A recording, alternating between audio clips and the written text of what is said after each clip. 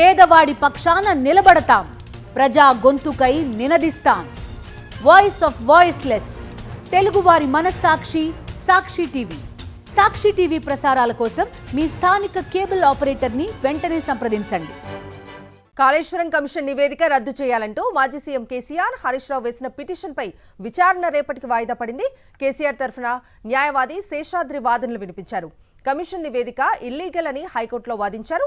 వ్యక్తిగత ప్రతిష్ఠ దెబ్బతీసేలా కమిషన్ నివేదిక ఉందన్నారు లాయర్ శేషాద్రి.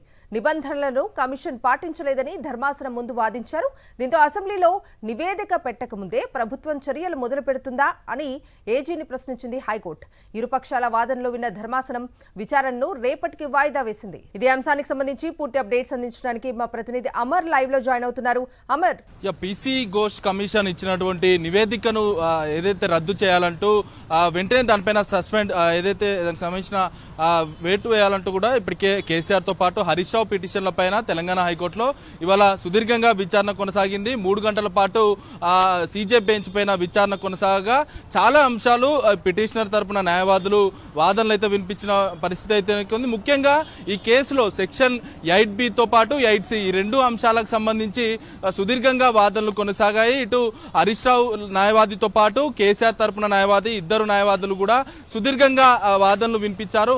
ఈ 8B 8C సెక్షన్లకు సంబంధించి ఎలాంటి నోటీసులు ఇవ్వలేదనేది ఇటు పిటిషనర్ తరపున న్యాయవాదులు వాదనలు వినిపించారు. ఈ వాదనలకు సంబంధించి ఏజీ కూడా స్పందించడం జరిగింది. నోటీస్ ఇచ్చాం, అందులో సెక్షన్లు మెయింటైన్ చేయలేదన్న అంశాన్ని మాత్రమే ఏజీ కోర్టుకు అయితే తెలిపారు. అయితే హైకోర్టు వీటన్నిటికి సంబంధించి ఇరుపక్షాల వాదనలు వినింది. ఆ తర్వాత వాదనలు విన్న తర్వాత ఇచ్చిన నివేదిక పైన చర్యలకు సంబంధించి ఏజీని హైకోర్టు ప్రశ్నించిందని చెప్పవచ్చు. అయితే ఏజీని పూర్తిస్థాయిలో కొన్ని ఇంపార్టెంట్ ప్రశ్నలు కూడా అడిగింది. వీటన్నిటికీ కూడా సమాధానం చెప్పాలంటూ కూడా ఏజీని అడగగా ఈ కేసుకు సంబంధించి ఏదైతే ఇచ్చినటువంటి కమిషన్ నివేదిక ఉందో నివేదికను ముందు అసెంబ్లీలో ప్రవేశపెడతామని చెప్పారు కదా. ముందు అసెంబ్లీలో ప్రవేశపెట్టిన తర్వాత చర్యలు తీసుకుంటారా, లేకుంటే చర్యలు తీసుకున్న తర్వాత అసెంబ్లీలో ప్రవేశపెడతారా, వీటన్నిటికీ సమాధానం కావాలంటూ కూడా హైకోర్టు ఏజీని ప్రశ్నించగా ఏజీ ఇవాళ సాయంత్రం లోపైనా రేపటి వరకైనా సమాధానం కౌంటర్ రూపంలో ఇస్తామంటూ కూడా ఏజీ సమాధానం చెప్పడం జరిగింది. అయితే ఈ కేసుకు సంబంధించి మరి విచారణ మాత్రం రేపటికి వాయిదా వేయడం జరిగింది. రేపు కౌంటర్ రూపకంగా ఏజీ దీనికి సంబంధించి కౌంటర్ కూడా వేసే అవకాశాలు అయితే కనబడుతున్నాయి. ముఖ్యంగా కాళేశ్వరం ప్రాజెక్టుకు సంబంధించి ఉత్తర తెలంగాణకు వరప్రదాయనికి ఉంది.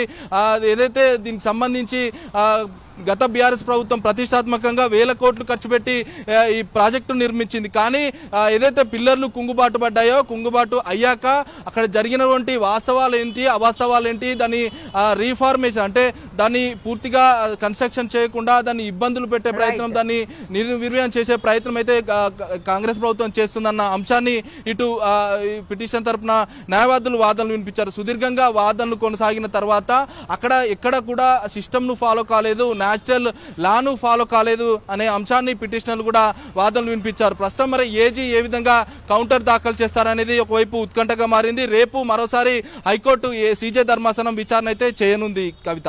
Right Amar, thank you.